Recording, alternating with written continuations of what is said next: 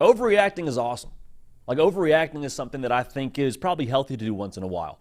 But week one is going to arrive. There's going to be a lot of things that happen during college football's week one. What are the overreactions that we need to make sure that we avoid? Because, again, it's not bad to overreact, but I do think sometimes we tend to deceive ourselves when we have the inappropriate reaction to things that are going to happen on that beautiful weekend. That is week one. Welcome into the Hard Count. It is Wednesday, August 21st, 2024, the last one on the face of the planet. Y'all, you can feel it outside a little bit, can't you? Some of y'all that are a little bit south of us here in Nashville are like, no, JD, we can't feel it. What are you talking about? Outside, I don't want to jinx it. I don't want to overreact myself, but it's starting to feel a little bit like football weather. Now, it's very, very gentle. It's maybe a little gust of wind here, maybe a little crisp morning air there. I mean, here in Nashville, y'all, it was 50 degrees this morning. Glad to have y'all here, man. It's college football, nothing but college football. And for those of y'all that have been riding with us, really since, this thing started, but over the course of the last few months, we're here. We made it. It looked for a while there like we were never going to arrive at week one. It looked for a while that we were never going to actually have college football games played again. But we locked arms. We stayed in the foxhole together. We put one foot in front of the other, and here we are, man, on the doorstep of another beautiful college football season. I think going to be one of the most entertaining and one of the wildest college football seasons we've had in history, but we're going to make it a great one as we are this very show. We have got overreactions to unpack. I mentioned that already. We also have college football playoff bubble teams to unpack. Now, this is a term you're going to hear a lot more now in this 12-team format. Teams that are right on the doorstep of having a chance to make it into the dance. Will they get in? Will they not get in? Two teams I want to unpack today, both Tennessee and Michigan, I believe, you can classify right now as bubble teams. Now, will that be the case at the end of September? Remains to be seen. We may have totally different opinions on both those teams once they actually start playing football games, but as of right now, I think those teams are both bubble teams. So what's the path forward for them? We'll unpack that together. Our Most Important Things series continues to roll on. We gave you our most important things for what we believe will happen in Florida and Miami. What are the most important things going to be for the Texas A&M and Notre Dame game? Because that one's going to be College Game Day. It's going to be the first game of the Riley Leonard era out there in South Bend. Going to be the first game of the Mike Elko era in College Station, where that game is, of course, happening. A lot to unpack from the game within the game. Our prediction, again, will be just under a week from today. That's crazy. A week from yesterday, we'll have our predictions for all the Week 1 games. But what are the most important things for Notre Dame and Texas A&M? We'll talk about that together. Also, y'all that know me, I think Colin Cowherd is one of the best in the industry, one of the best in the business. A lot of people that you see sitting behind microphones like we are right now and doing solo content where we're just riffing for an hour or so, like a lot of them likely have some influence from a Colin Cowherd. I won't tell that story right now. I'll tell it later in the show. Little Colin Cowherd story later in the show for those of y'all that stick around. He had something to say about Oklahoma. Not one that I necessarily, not a take that I really agree with. So we'll unpack that together. And then also, if you saw last night in the Twitter sphere, I guess it was 2 nights ago, Courtney Morgan, the general manager from Alabama, or for Alabama rather, just got a new deal. And as a headline, it says new Alabama or new deal for the Alabama GM. And it's, it's great that he got a raise. Like, awesome, good for him. But I think there's a lot more to that story than what meets the eye. So we'll unpack that as well. If you're new to the show, if you're new to this channel, welcome home. We are not naive enough to think that everybody knows about us. If you're just now finding the show because college football season is about to get on and popping, this is your home for college football the way that you want it discussed every single day. Like we were doing shows in March, we're going to do shows all the way through January and beyond. Like it's college football every single day on this show, The Hard Count, and we love college football the way that you love college football. Like, we're up at 7 a.m. watching College Game Day. We're staying up till 2 a.m. when Hawaii's playing Delaware State, and it's going to be awesome.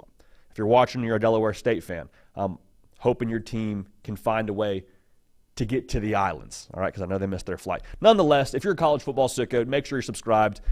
This is a college football sicko community. Welcome.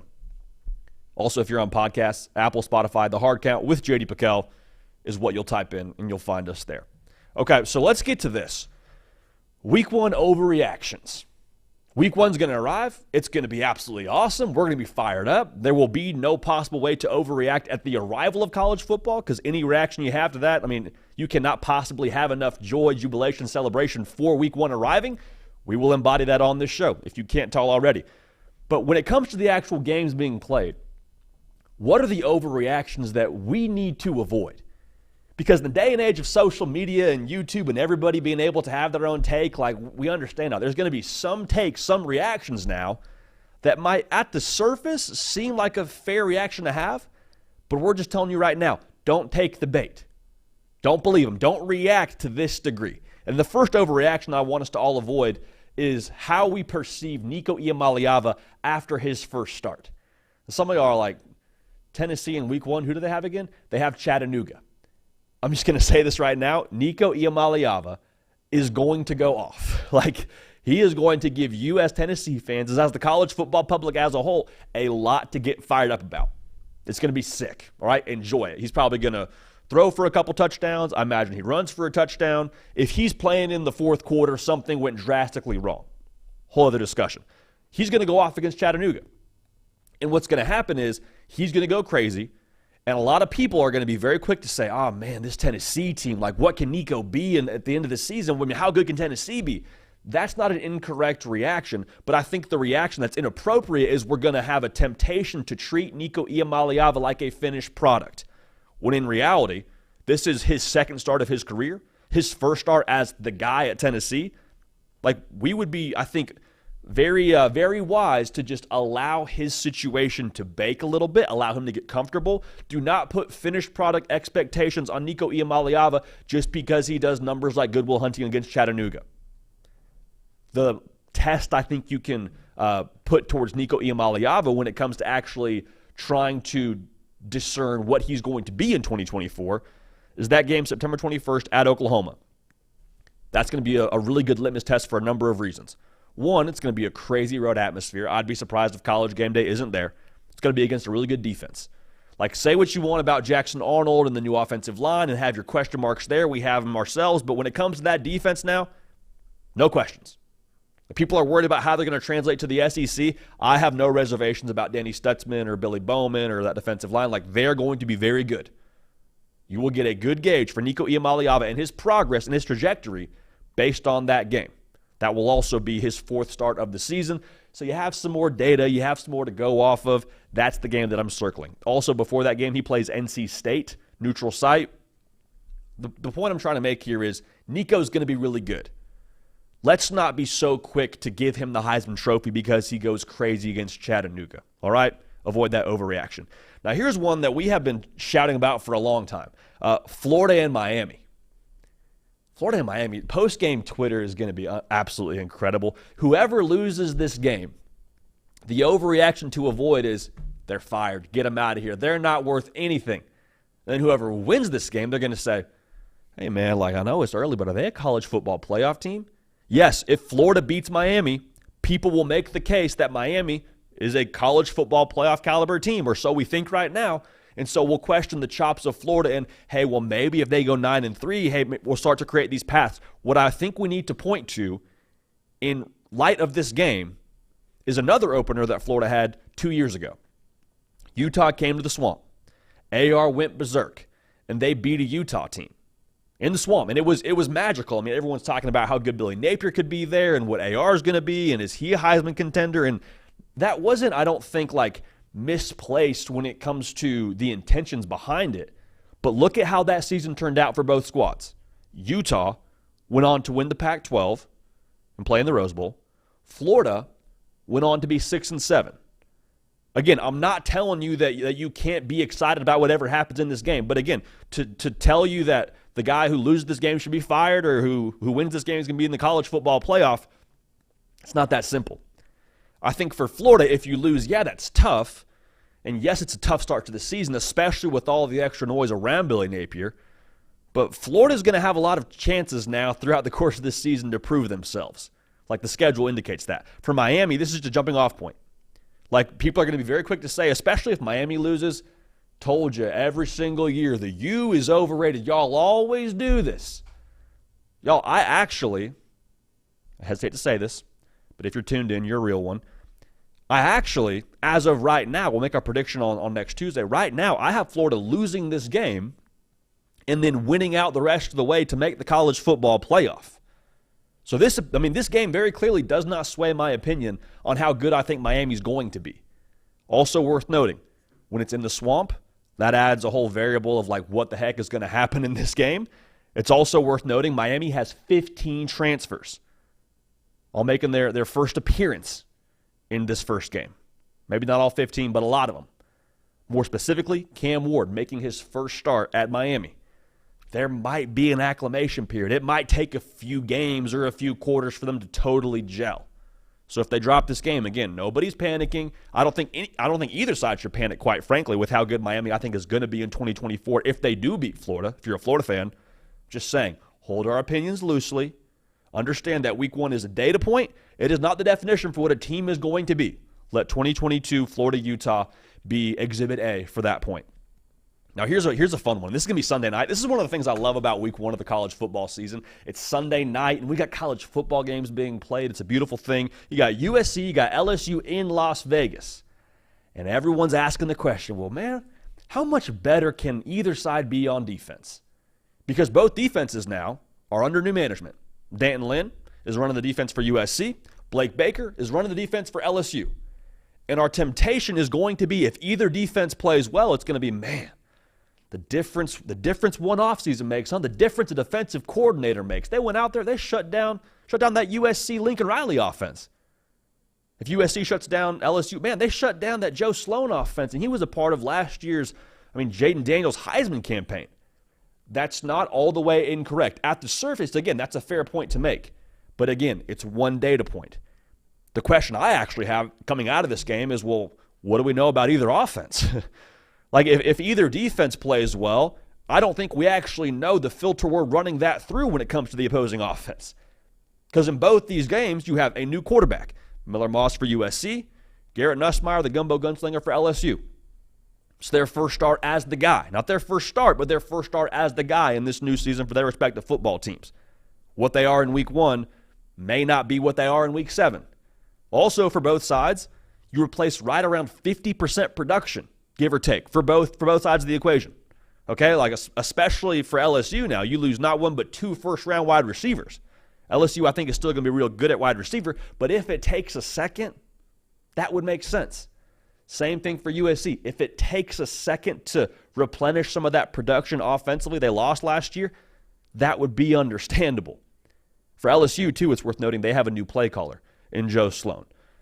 The checkpoints I think you mark to really get a good gauge for either defense. For LSU, it's October 12th against Ole Miss. Like, at that point, you should be gelled as a defense. You should kind of figure out your rhythm and your tempo as a defense, playing against a really good Ole Miss offense. If you hold Ole Miss to under 30 points, okay, let's have a discussion about how good the LSU defense is.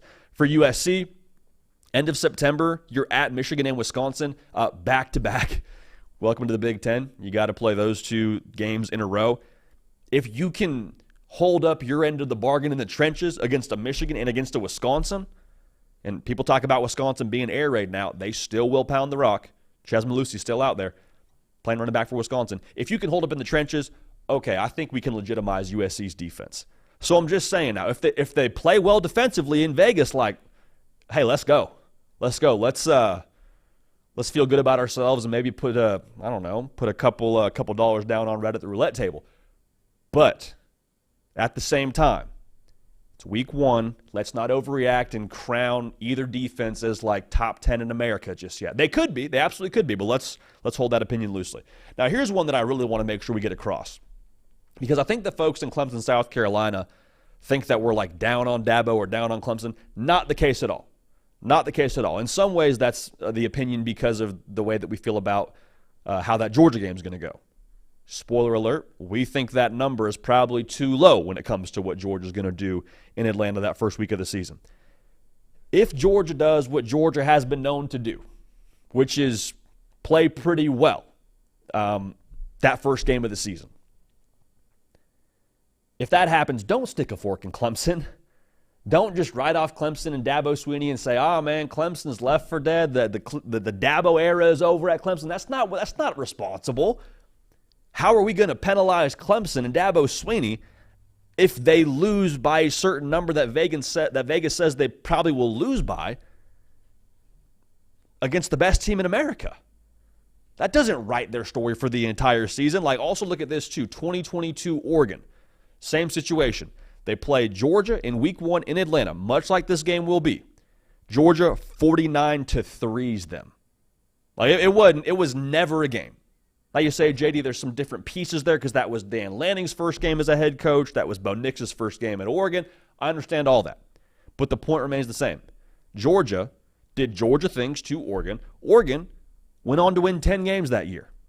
It doesn't write the obituary for Oregon, doesn't define what Dabo Swinney's going to be at Clemson if the same thing happens. I'm not predicting that right now, but just so we're on the same page.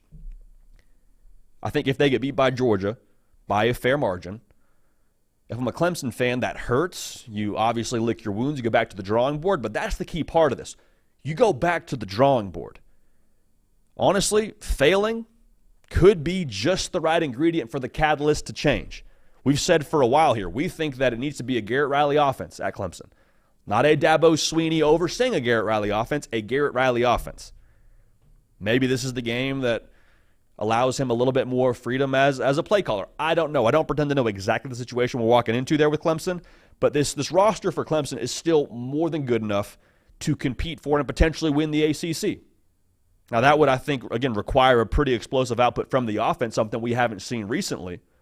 But don't write off Clemson if Georgia does Georgia things that first week of the season, all right? Because we definitely will.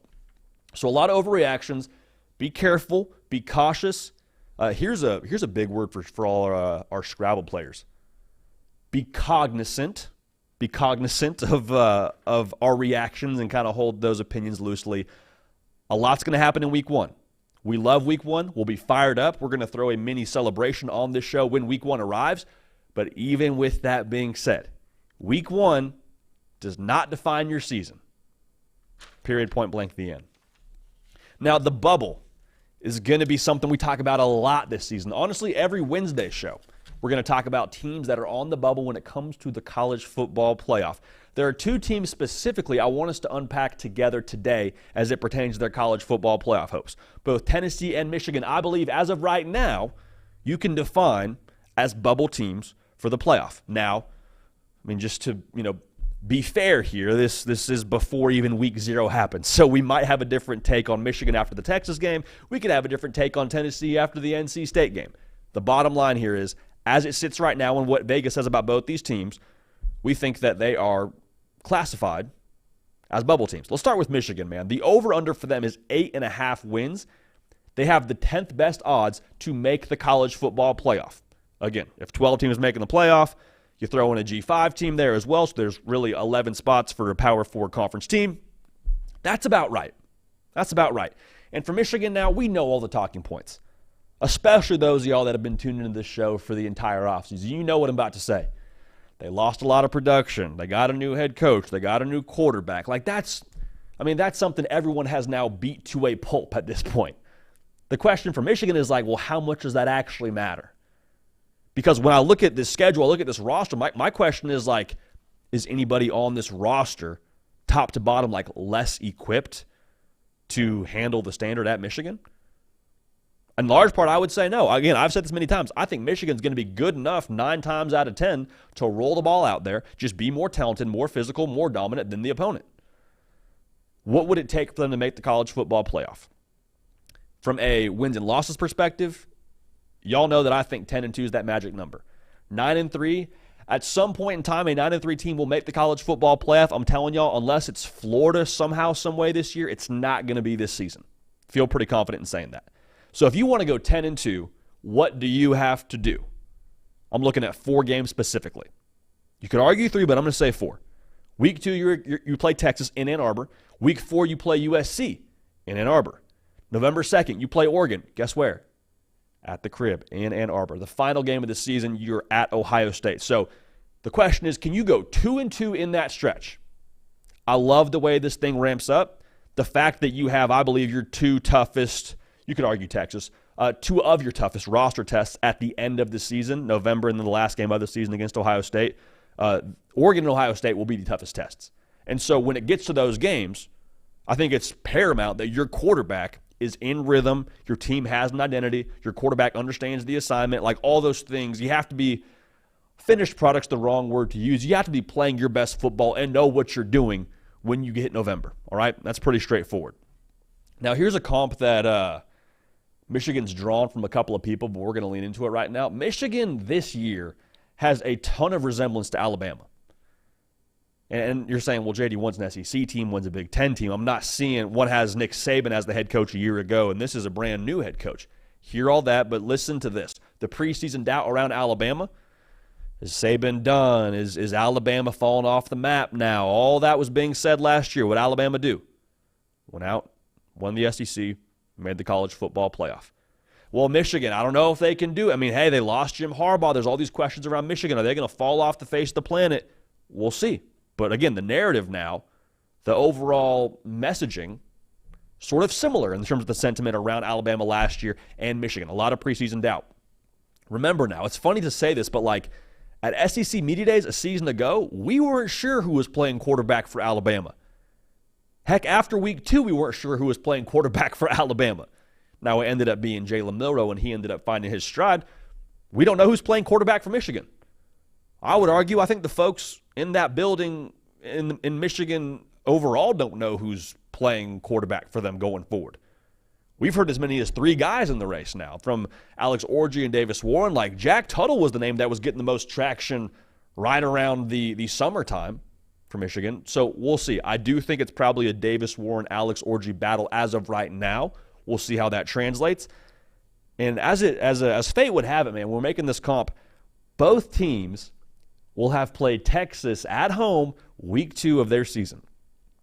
Now, why was Alabama able to be successful last year? A lot of factors go into it. For me, though, I point to that game against Texas, which we were actually in Tuscaloosa for, that Alabama lost, as being like their origin story as to why they were able to go on the run they went on. You could say a lot about, well, you know, they tasted defeat and didn't like it, and that motivated them. That's all true. I think more specifically, they adapted. They adapted. We saw a different Alabama team from week 2 than we did the rest of the season. And so not to get too off the track here talking about Michigan, this is a Michigan segment after all, I'm okay if you lose week 2 against Texas. Now, nobody in Ann Arbor is actually okay with a loss, and that's what great football programs are about. You're never okay with a loss, and that's pretty much what makes you great. But if you lose week 2, I'm okay with it because there's a lot of runway, especially in this new playoff era, to get it right. And that was Alabama last year. You lost week 2 to get it right in week 4. Kind of a similar story for Michigan. You lose week 2 against Texas. You have a get-right game week 3, and then week 4. If you're able to actually get it right against USC, great. Okay, then that makes that Texas loss in some way, shape, or form worth it. The folks that are listening to the show right now and saying, JD, you're really just qualifying a lot that Michigan lost to Texas. We'll see. We'll pick that game when it gets here. But with all the talent Texas has, I don't think it's inappropriate to talk about Texas right now being a little bit more of a settled team. Now, will they win that game in Ann Arbor? Totally different story. But week 4, when Alabama played Ole Miss, like it was very clear, Jalen Milroe is now your guy. Doesn't have to be Alex Orji, doesn't have to be Davis Warren, but for me, I would love to see Michigan find a guy and stick with him. Stick with him. Now, finding your guy could look a little bit like, okay, it's Davis Warren getting 90% of the snaps. You have some packages for Alex Orji, maybe a little bit more than you did last season, but still he's in the game plan. I'm cool with that, but like have a quarterback is my big take here. Like have somebody who's going to lead your offense, that is going to be the guy when you're in the foxhole in the fourth quarter, you're not like, all right, whose drive is it? No. Have your guy, roll with him, and let's go. I want to make sure we say this too. The quarterback for Michigan this year does not have to be what J.J. McCarthy was a season ago. Like don't try and recreate what J.J. McCarthy did last year for Michigan in terms of all that he brought to the table. That was a guy with a lot of experience, I think a lot of arm talent. Not to say the guys on this roster right now don't have arm talent, but like he was a one of one. Why I think J.J. McCarthy was so successful for Michigan boils down to 2 things that you need from your quarterback this year. The first, efficiency. J.J. McCarthy was north of 70% on completing his passes. You don't have to be 70%, but can you be like 64%? What that does is that keeps you on schedule. Also, it means that you were hitting enough of those downfield throws to try and keep that box honest, which teams are going to try to stack the box against Michigan. That's one part of it. The other thing that I think J.J. McCarthy brought to the table, and he brought it more so with his arm, it could be Alex Orji with his legs, but have a change-up pitch. Like when teams think they've settled into the tendency that you are going to be offensively for Michigan, whether it's your running power or zone or whatever, like Michigan was a downhill football team running the ball last year. That was who they were. I expect the same thing from them in 2024. Do you have something to keep the defense honest? Like I said, for J.J. McCarthy, I think it was the downfield passing game. For Alex Orji, it could be his legs. It could be those linebackers will bite on the inside zone. Next thing you know, Alex Orji pulls it. He's around the corner.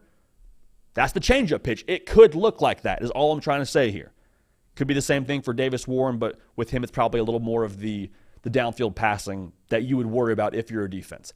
Got to have a change-up pitch. Because if you can do that now, keep defenses off balance, there's no reason why Michigan can't be back in the college football playoff. Because as much as we talk about the returning production that they lost, there's a lot of dudes on this roster that are going to play in the NFL. There's about 4 or 5 names that we know already from a Colston Loveland, Will Johnson, Mason Graham, Kenneth Grant, Donovan Edwards. But there's also a lot of names we don't know right now that are going to step up in a massive way. I think the championship DNA, the championship way of doing things, is still very much in place at Michigan. I mean, Sharon Moore, he has that hashtag for their 2025 class whenever a kid commits, process over prize 25. That's true of what they want to pitch on the recruiting trail for sure. It's also true of who they are right now. They are process-oriented. Stick to your process, know your process, execute your process. Y'all, just so we're on the same page, that process last year won them a national title. And Sharon Moore, I believe, was very involved in that process, a lot more than I think most folks want to give credit for. So Michigan, they're on the bubble. They get a couple of those things right. They go 2-2 in that 4-game stretch. They will be in the college football playoff, believe you me. Now, the other playoff team I want to talk about here, the other playoff bubble team I want to talk about here is Tennessee. They have the 14th best odds to make the college football playoff. They're at plus 195. For those of y'all that watch this show, one, thank you. We appreciate that. But for those of y'all that don't, I'm very openly high on Tennessee. There's a lot that I love about Tennessee. I love the weapons, which is when this Josh Heupel offense is humming, they have a large quantity of weapons. Didn't have it last year. They have it this year. Brew McCoy, you say your prayers at night. You hope he stays healthy coming back from injury. Squirrel White. Chris Brazzell is an absolute dog for them on the perimeter, transferring in from Tulane. We saw him in spring practice. Y'all are going to see him this fall. He's a dude. Dante Thornton. Sounds like he's really turning the corner. Mike Matthews. There's a lot to be excited about when it comes to their weapons downfield. I love the progress on defense. Secondary, still some things baking. I've said it before. They feel really good about their defensive line depth. You got depth on the D-line in the SEC. Okay, you got a ticket to ride. That's massive. I love the offensive scheme. Something that in the history of college football, we haven't seen an offense like this win a national championship. Don't be surprised if Josh Heupel and this squad are the team to do it. I don't know if it's necessarily this year. It could be, but I'm just saying if the way that Josh Heupel is recruiting right now at Tennessee, which is a whole separate video that we've done before, they could be the team that does it because they're going to run the football. They're going to spread you out. They're going to put your box in a bind when it comes to how many defenders you can commit to the run. And like I just said, they have weapons downfield to hurt you. Now, I haven't even talked about the quarterback yet, which we will in a little bit. But I love the competitive tenor of this team. And what I mean by that is Josh Heupel, whenever you hear him in an interview or whenever you see footage of him at practice or him on the sideline, that dude doesn't flinch now. If you were to take his pulse, you're like, oh my gosh, is this guy alive right now? His pulse is not getting above the average human being. I think that's who he is, and I think that's who this team is. I think this is a team that, again, assuming they're taking on the persona of their leadership, which now for Josh Heupel, how long he's been in Knoxville, that should be the case. And we saw it, several years ago when they beat Alabama, this is not a team that I think the moment will ever be too big for. You see a lot of that in Nico Iamaleava with how he carries himself.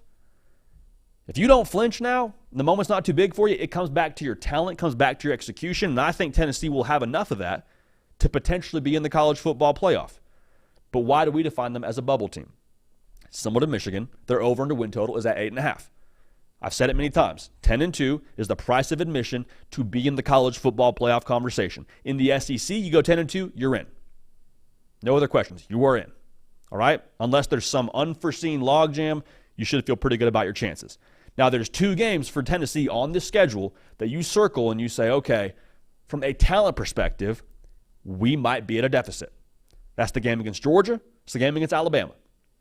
So if you are going to just do the whole win-loss, win-loss, win-loss thing as we do on this platform, those are the 2 games you say, okay, maybe we drop those. So if you have those 2 losses already on the board, and again, not saying you have to, I'm just saying for the sake of this exercise, if you're going to call the 2 talent deficits losses, can you avoid another stubbed toe scenario? So like the game against NC State early, you got to win that one. At Oklahoma early, got to win that one. Kentucky, there's a lot of opportunities to say, okay, if we don't bring our best to the table, anything can happen. That's the beauty of college football. But overall now, from a talent level across the board, there's no game on the schedule that I see for Tennessee where it's like that one worries me, outside of Georgia and Alabama. So here's the big talking point. And this is something we've said a lot, but what you believe about Nico Iamaleava, his first year as a starting quarterback, and his ceiling, is the same belief that you tie to this Tennessee football team and their ceiling.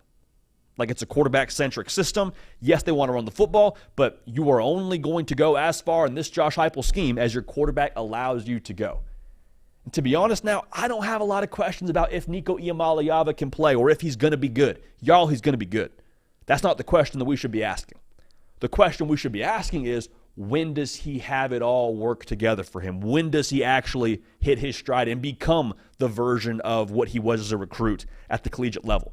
I think last year him getting to redshirt was absolutely huge. It's going to benefit him a lot this season, and we'll see that in a big way.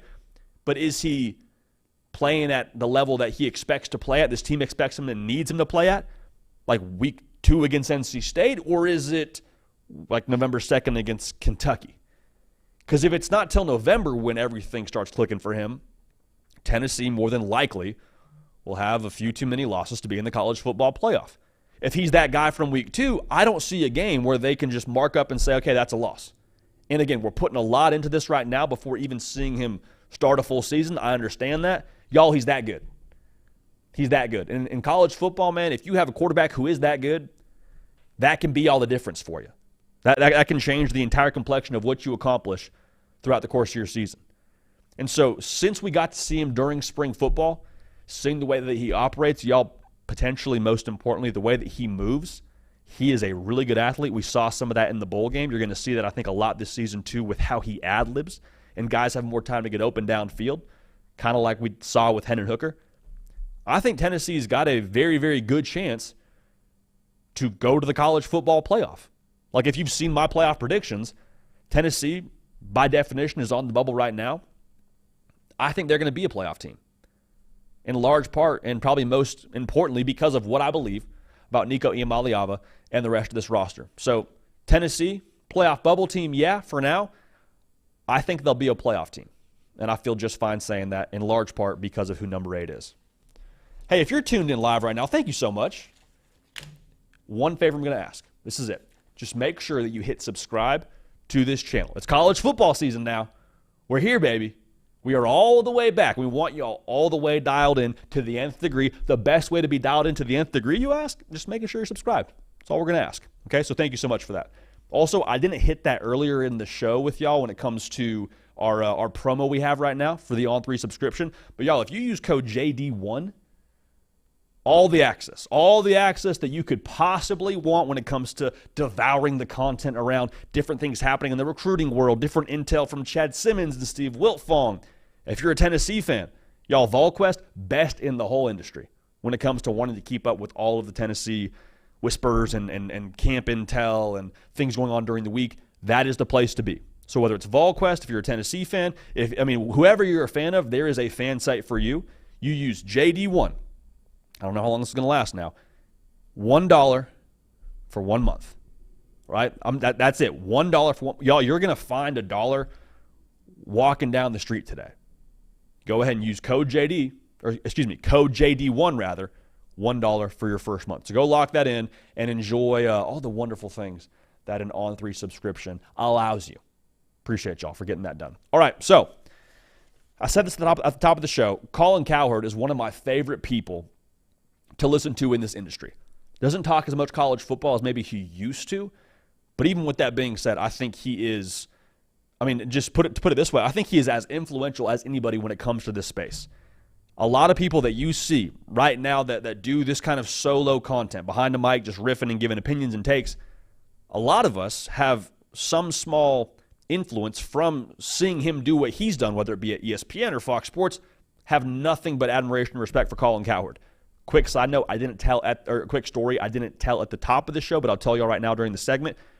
I interned my junior year going into my senior year of college for Fox Sports 1.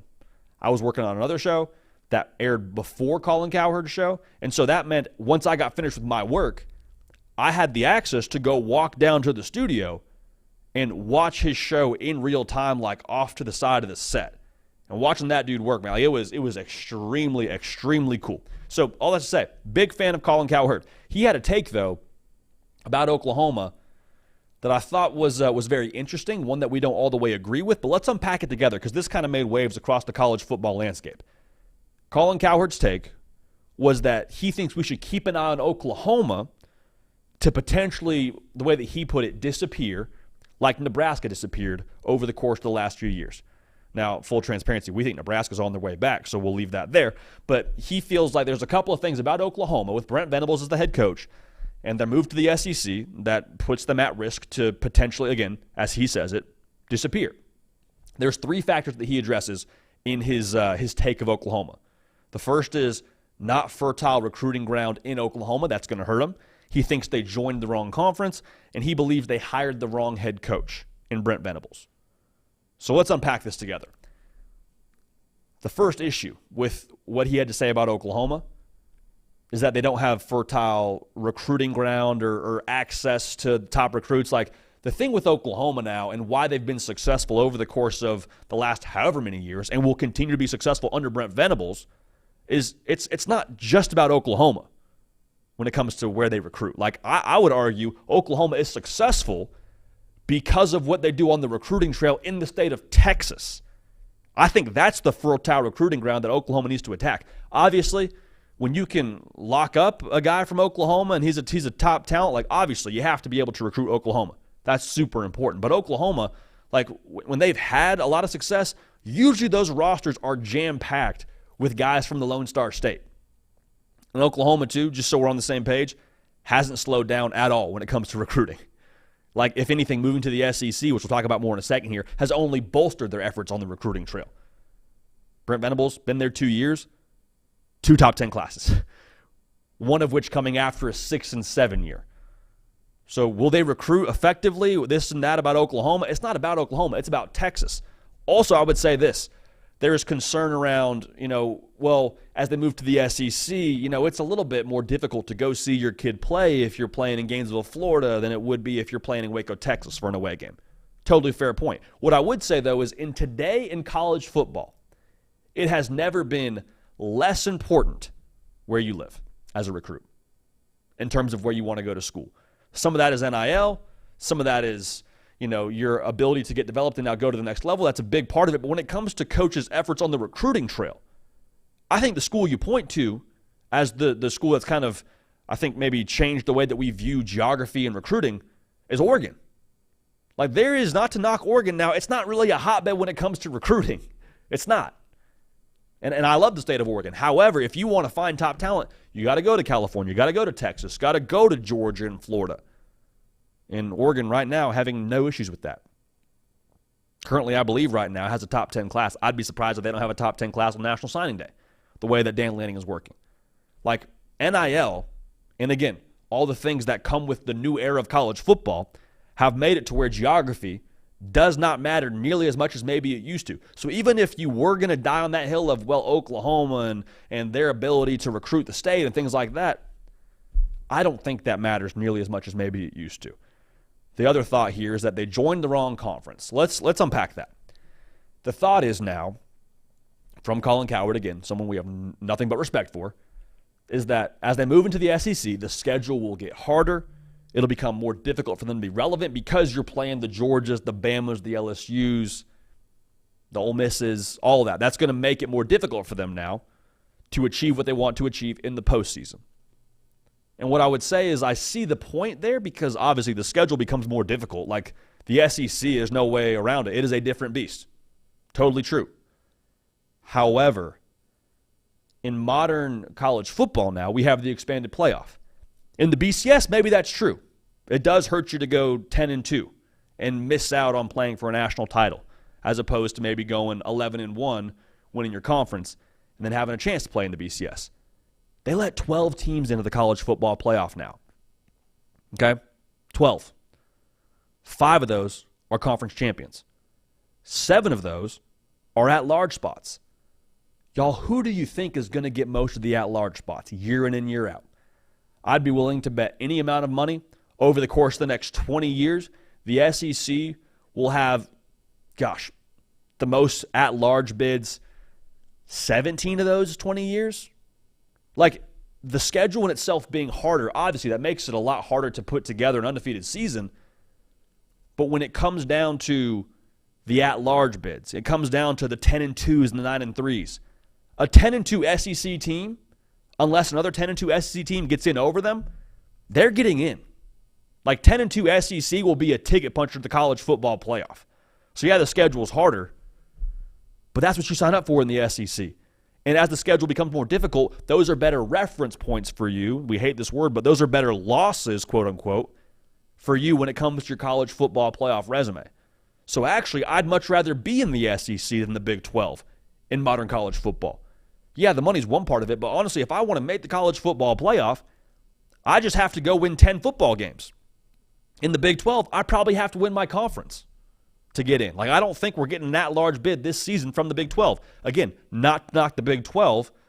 That's just the way that I see it shaking out. So that's the whole thing with the wrong conference. I don't think that's really the case. Also, sidebar, Oklahoma, the standard is the standard, which is a cliche thing to say, but like even if they were in the Big 12, even if they were in the ACC, like the expectation is when your conference, more importantly, go compete for national titles. They want to play against the best. I have not heard one person from the Oklahoma fan base be like, man, I wish we hadn't joined the SEC. Nobody's saying that. They want all the smoke, and good for them. God bless them. The last point here, and this is one that I think I probably feel most strongly about, is he thinks they will not be successful going forward, does Colin Cowherd, because he believes Oklahoma hired the wrong coach. The reason why he feels that way, not so specific to Brent Venables and how he operates, more specific, I believe, to his background. He cites the fact that he's a defensive head coach in a more offensive era. I think in the NFL that's true. I think you do have to hire an offensive head coach. However, we're in college football. And look at the coaches that are having success right now. I don't think it matters what side of the football you're on. Like, yeah, Steve Sarkisian at Texas, that's absolutely true. Kalen DeBoer, absolutely true. Having success, offensive coaches. How about Kirby Smart? Winning 2 national titles in the last 3 seasons. He is as defensive a coach as it gets.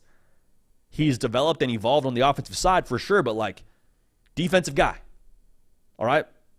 Brian Kelly, I believe, has a pretty strong emphasis on the defensive side as well. A better example, Dan Lanning. I've said it before. I think it's just a matter of time before he wins a national championship at Oregon. Period. Mic drop. Like, I think he's going to win a national title in the next 3 years.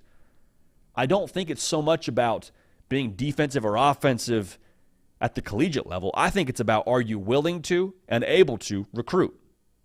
And then do you have the right structure and processes in place on the back end of that to develop and then execute on Saturdays? I think Brent Venables is that guy. And just so we're clear here now, we've ruffled some feathers with the folks in Norman. Like, I had Oklahoma going 6-6 this year, and the good people in my mentions in the comment section will not let me forget it, and I appreciate you for that. God bless you. But I think Oklahoma long-term is in great shape. That was one of the reasons why you heard me be like, yeah, if you know Brent Venables is your guy for the long haul, extend him. Do it. I love it. This year, we should not put all the stock into, okay, well, this is who Oklahoma is in the SEC. It's a transitional year. New O-line, new quarterback, tough schedule. Pretty straightforward. If they have success, then you feel even better about the future under Brent Venables. Even if they do go 6-6 this year, even if they do go 7-5 this year, 8-4. Like, I'm not worried about Oklahoma in the long haul. Actually, because of all the reasons why Colin Cowherd cited them potentially being in trouble. I think that's the exact reason why you feel good about Oklahoma, because they can recruit. They recruit Texas. Brent Venables has proven he will and can recruit. 2 top 10 classes in 2 years. Book it. They joined the wrong conference? I don't think so. I think the SEC is only going to elevate them as college football continues to evolve. They will be in contention if they have 9 to 10 wins for a college football playoff spot. It's not the case in the Big 12 or the ACC. Hate to say it, but that's just not the case. I think they got the right head coach. For what I said about recruiting and all that's true, he matches what Oklahoma wants. Tough, gritty, culture, intense. I love it. So, again, nothing but respect for Colin Cowherd. And we're not all that high in Oklahoma this season, but I do believe that Oklahoma will be more than fine here in the future. I think Brent Venables is going to be the guy for a long time, personally, in Norman, Oklahoma. Make sure you're subscribed if you haven't already. Quick note there. Let's talk about some more Week 1 here, because Week 1's around the corner. We love actually talking about the games here. Like, it's fun to talk about the hypotheticals and the theoreticals, rather. Theological, I suppose, too, but not so much in this space. Texas A&M is playing Notre Dame. Speaking of theology. Texas A&M, 2.5-point favorite. We're going to give you our prediction on this game next Tuesday on the live show. Okay, so tune into that. Make sure you're subscribed so you don't miss anything as it pertains to this show and our picks, our analysis, all that. Being subscribed is the best way to make sure you don't miss a minute of what we're talking about on this show, The Hard Count. But what are the most important things that are going to potentially determine the outcome of this game? I got a couple of them. I got 2 for each team, actually. And I think one of the most important, if not the most important thing for Notre Dame in this game, and y'all, to keep it a buck, this season for the Irish, Riley Leonard and his downfield passing. I don't know exactly what to make of the Irish this year offensively.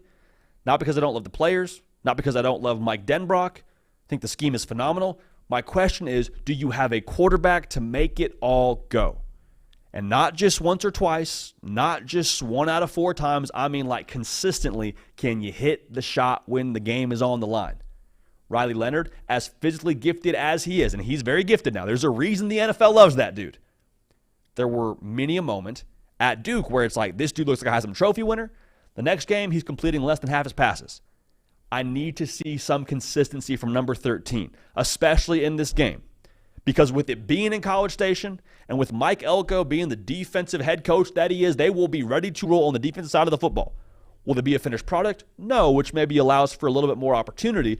I need Riley Leonard dialed in from snap 1, because they will, I think, have a couple of chances to hit some deep shots against that Aggie secondary. If we're using last year as our teacher, there will be some plays to be had downfield. So if you can't hit those deep shots now, I wouldn't expect there to be that many more opportunities if you come up empty once or twice. Notre Dame's going to want to run the football. We'll talk about that more in a second, but like when you set up those deep passes, much like Jaden Daniels did last year for LSU, when it's on the table, you got to connect.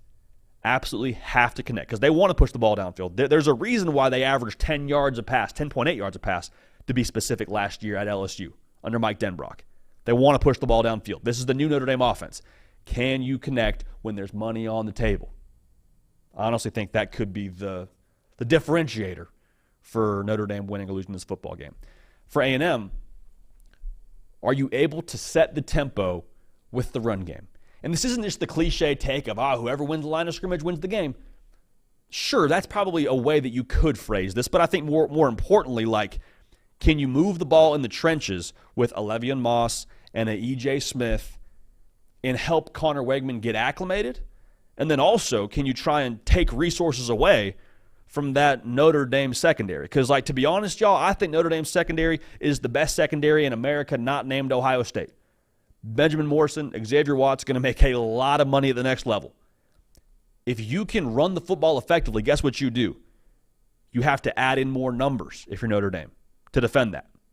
You take away maybe a little extra help that a Benjamin Morrison would have had over the top. You take away a little bit of attention Xavier Watts would have been able to play to the pass game. And for Connor Wegman, with the stage being the biggest he's ever walked into as the quarterback at Texas A&M, that is going to be crucial.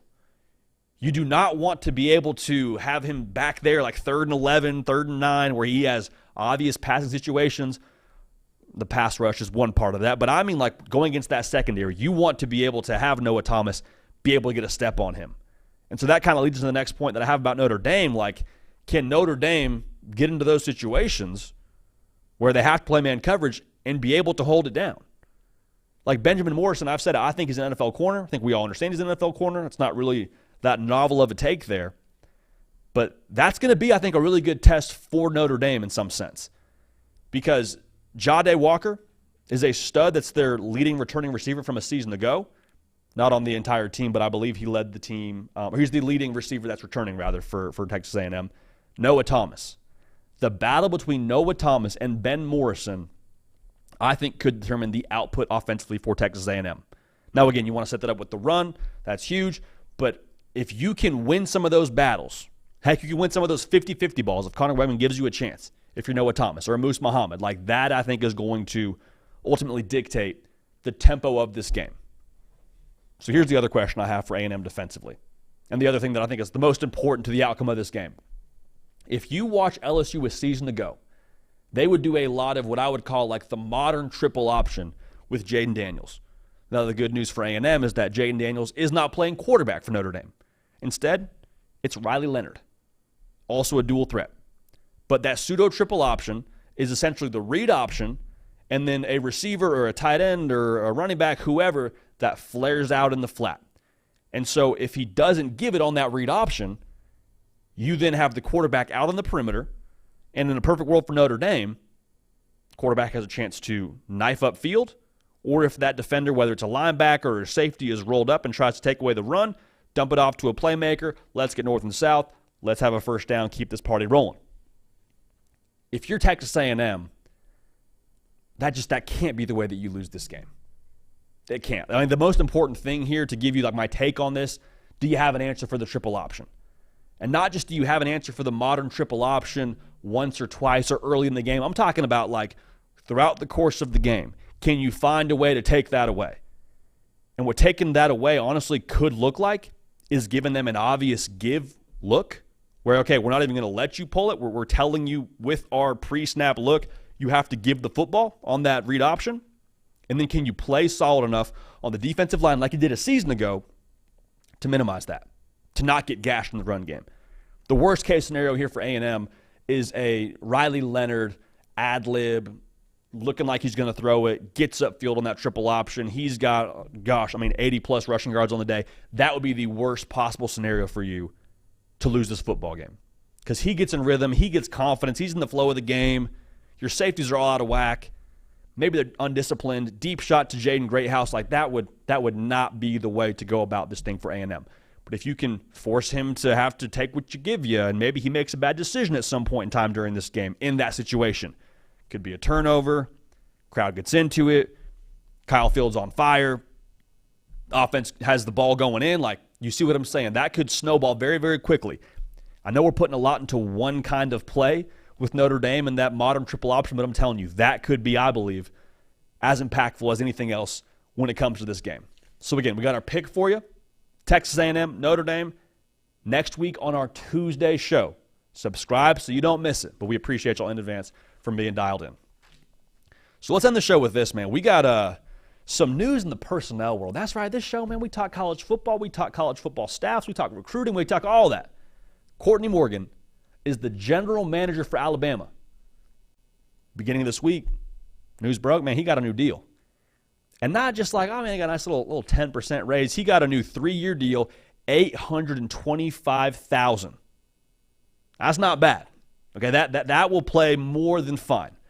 The way that a lot of people are phrasing this is he reset the market for general managers in college football, Bama being Bama. The reason why this is so important is a number of reasons, but like Courtney Morgan on the Alabama side is, I think, very much so responsible, or as responsible as anybody else, for the current number 2 class Alabama has on the recruiting trail. He's tremendous with relationships. He's tremendous when it comes to roster building. He's been with Kalen DeBoer since the Fresno State days. Like, this is an individual now that a lot of other teams, I believe, wanted. More specifically, I believe USC was very much so pushing to try and bring him to L.A. Courtney Morgan, a guy with West Coast ties. This is massive they kept him. Absolutely massive they kept him. And I think him getting this deal is a tangible sign of where college football is right now when it comes to acquiring talent. Like, no longer is it the days where your staff evaluates and recruits and goes after these guys and you just try and get as many good players as you can. You have your board, of course, you have your priorities, but like now it's at a point where there is so much going on, from high school recruiting to the transfer portal to NIL. Like, you need somebody to oversee all of that. You need somebody to be a GM, as Courtney Morgan is. And this is something that a lot of teams in college football have, if not all of them. But this is something that's going to become even more important as we jump into the 12-team playoff. Because honestly now, being successful at the highest level, as you expect to be at Alabama, like the standard is win a national championship, doesn't matter if Nick Saban's the head coach or not. To meet that standard, you probably have to be able to play, not probably, you have to be able to play 17 games. To win that many games, or to be able to win the 17th game of the season, you got to have answers in game 15 when your backup left guard is in the game, or you're down to your third-string defensive tackle, or you're down to your backup slot. Like you see what I'm saying here? Depth is the new name of the game. How you win in depth is what you have at GM. And so Courtney Morgan now, the roster that he is continuing to assemble in Tuscaloosa, what they're doing on the recruiting trail is one side of this, but even more, I'm just saying this, like, Courtney Morgan, I believe, is worth every single penny he's getting at Alabama. And that will come to show itself, especially late in the year when Alabama is dinged up, as everyone is in college football at that point in the year when it comes to late December, late November. Like, Alabama will have answers because of who they have at GM. So, I mean, huge for the personnel world. This is something that you're going to see now going forward as well. James Blanchard is a massive part of the personnel staff at Texas Tech. I don't want to get his position wrong. I believe he is either director of player personnel or maybe the GM. Bottom line, he just got paid at Texas Tech. They kind of, I believe, got the momentum rolling.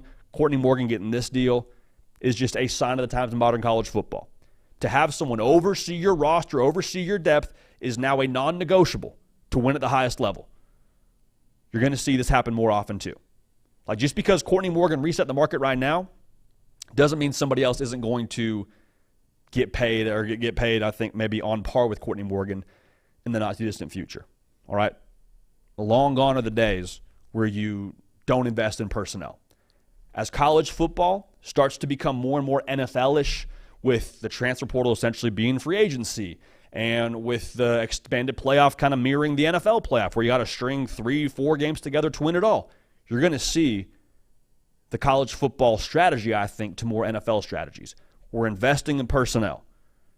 You get out what you put in. You want to put in a lot to the personnel department, you will get return on investment there. So good for Alabama for investing in Courtney Morgan and personnel. And for, again, I believe they will be in a spot where they have answers because of how much attention they're paying to the personnel and, in a literal sense, paying to Courtney Morgan. So that's big news.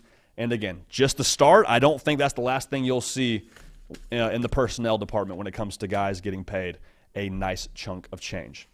So the hard count is brought to y'all today by our friends over at Game Time. Game Time, they've been a friend of the hard count here for a while now. College football season's here. And it is extremely, extremely important that if you want to go to that game week 1, you're able to have the best tickets, the best view, as important now, at the best price. Like don't get ripped off. Don't show up at the game and try and buy a ticket that's 3x what it would have cost you if you were to buy it on Game Time. One thing I love about the Game Time app, and y'all that have tuned into the show, you know this, like the ability to know before you buy the view from your seat. Like that's a chess move. Game Time app makes it very easy. You can see before you buy with your view from the seat. Also, worth noting, if you find a ticket on another platform in the same section and row for less than what it would have been on Game Time will credit you 110% of the difference. So take the guesswork out of buying tickets with Game Time. Download the Game Time app, create an account, and use code HARDCOUNT for $20 off your first purchase. Terms apply. Again, create an account, redeem code HARDCOUNT, that's HARDCOUNT, for $20 off your first purchase. Download Game Time today. Last minute tickets, lowest prices, guaranteed. Getting y'all to the games, to impact the games, right? Home field advantage. It's only home field if you got people in the stands. Game time helping us all be in the stands. Okay? Hey, we appreciate y'all being dialed in. Again, it's go time now. College football is here. No time for us to not be continuing to link arms and walk forward now into the college football season.